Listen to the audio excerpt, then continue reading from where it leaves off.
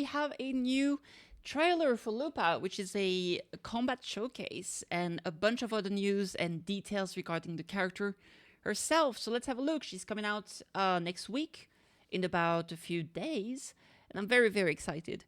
I'm actually really struggling because I don't know which one I'm going to pull for between like her and Frolova. And oh god, they both have me so hyped, it's actually insane. Alright, let's have a look. I intended to skip her, but like in the story she was so cool that now I'm just suffering. Oh, is it the drink ad? Oh, it's so cool! You cold warrior? Damn, she's so badass.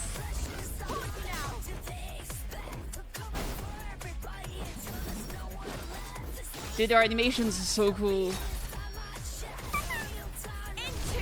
That weapon! So she does use it sometimes in combat.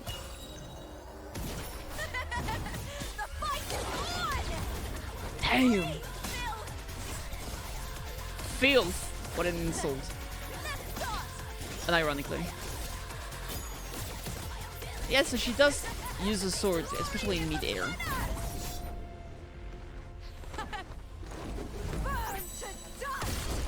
Dude, she's so cool. What the hell? What are your expectations for this match, Lupa?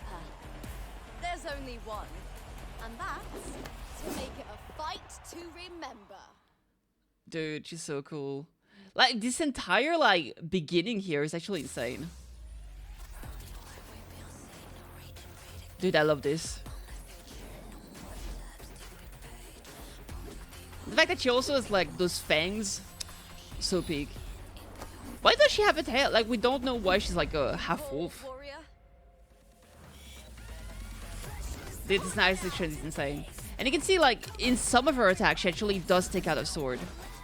But, like, see, as soon as, I think it's like her air combo, she actually uses a sword. But because, like, when she's on the ground, she keeps, like, dashing and stuff like that and fighting with her, like, spear. But in the air, she's holding both here, which is really cool. Because I was kind of worried that she was not going to be using a weapon at all, which is like, you know, at the end of the day, if you're pulling for a weapon, you kind of want to enjoy the drip as well. You know what I mean? So, like, if you're pulling for a signature weapon and she barely uses it in fight, it kind of feels bad.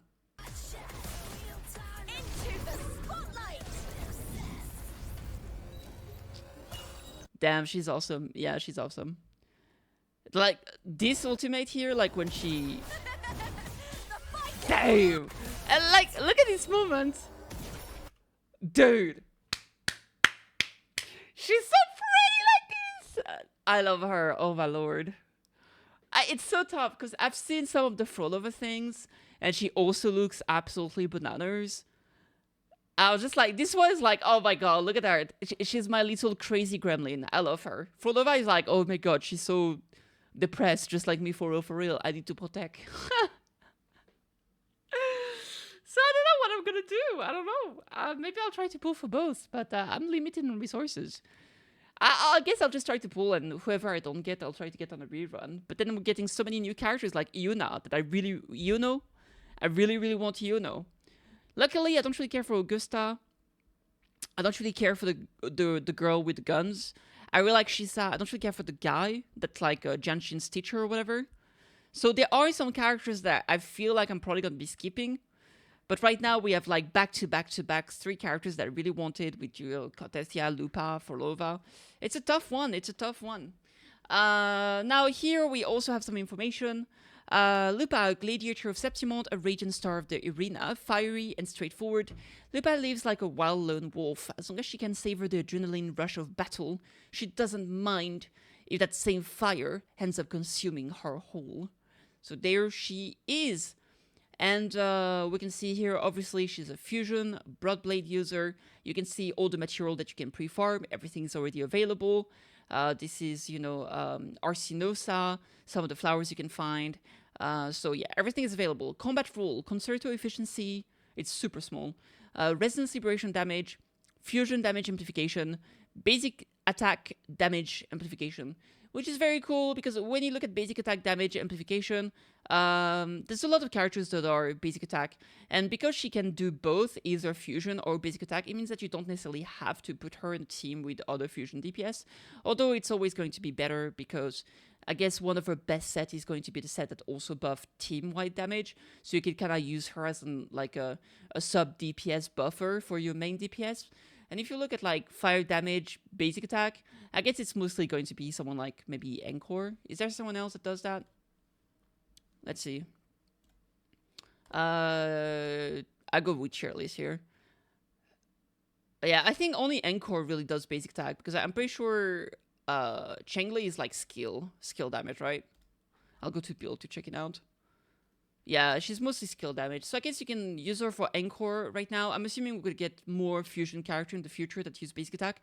I know some people think that like the girl with the guns is most likely going to be like Electro or something like that. But I feel like she could be Electro Fire. If she ends up being Fire, then she might be like the DPS that benefits the most from Lupa.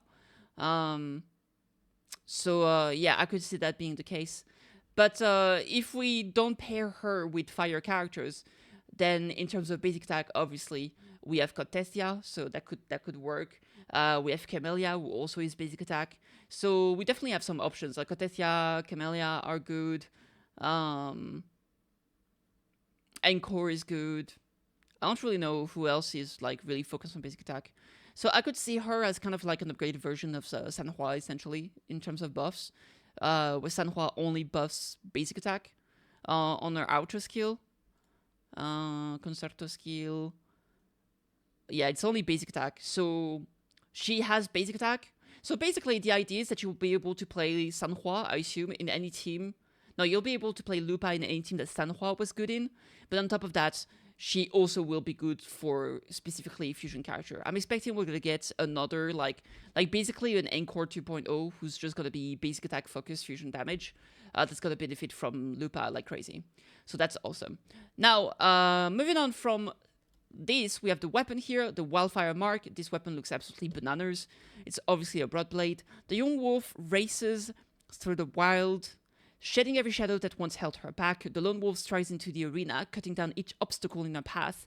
She seizes victory, she claims glory, she raises everything she has high above. She belongs to the arena, but even more, she belongs to herself. Hell yeah. And then we check what it actually does.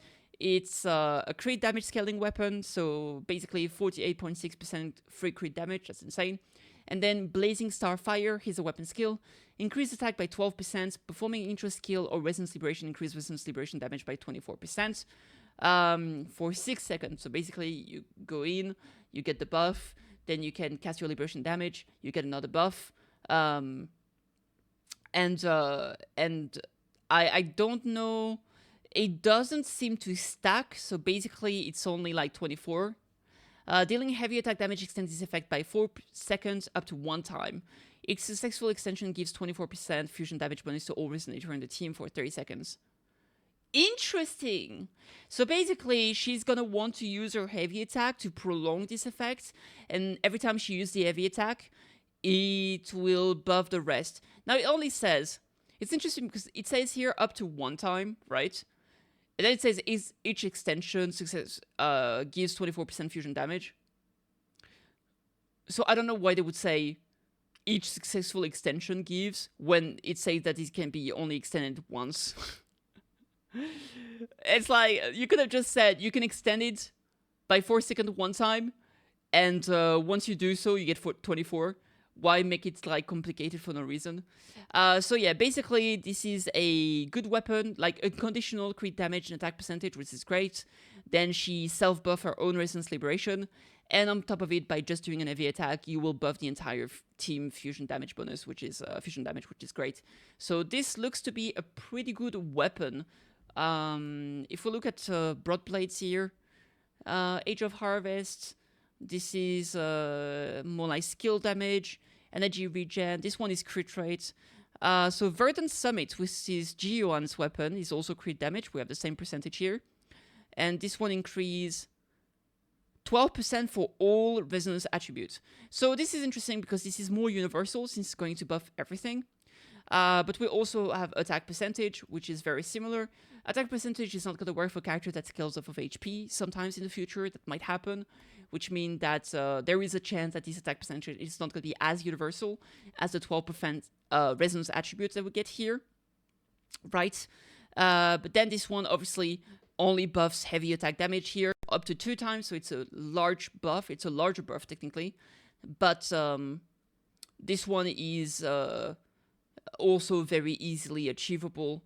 And the fact that it buffs fusion damage rather than just heavy attack is very, very good as well. So overall, I think this is a pretty good weapon. Now, if you don't go for Lupa, I don't really see a reason to pull for this weapon right now. So it's probably a skip. It's not universal enough right now that you want to use that.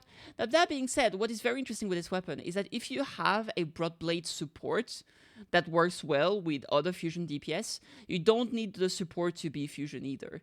Because basically you can slap this weapon on, let's say for some goddamn reason, right? For some unknown reason, you want to play Tauchi, right? You can slap the weapon on her and then she can support a fusion DPS, for example, right? That's a possibility, or Lumi, right? So it's interesting that this weapon could be a good support weapon for fusion DPS, even if you don't have Lupa. Technically, in the future, do I recommend it at the moment? Absolutely not, but something to keep in mind. And then here, they kind of show, like, you know, a profile, some of her animation. I'm not really gonna go over it that much because we already talked about it. Like a lot of the stuff were shown in the past. But basically, she can, she has like a certain like energy that she gets. When she has enough, she can do an enhanced heavy attack, which will deal like some good amount of fusion damage, and this is what's gonna extend the duration of her weapon buff if you do have the weapon. So yeah, this is pretty cool. She has her Resonance Liberation, which she can cast technically multiple times, which is pretty cool. And yeah, she looks absolutely amazing. So there we go, very, very cool. I feel like she might work in quick swap teams with like Chengli and stuff. So maybe you could even do a team with like, imagine if you're doing two with like a very quick swappy team with like Lupa and Kuro and Chengli. That would be kind of fun.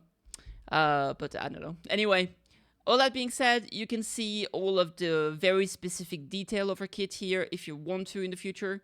Do check it out, but I'm not gonna go over it. Anyway, let me know what you guys think. Are you pulling for her? Let me know down in the comments. Like, subscribe if you enjoyed the video, and I'll catch you on the next one. Bye guys. Mwah, mwah.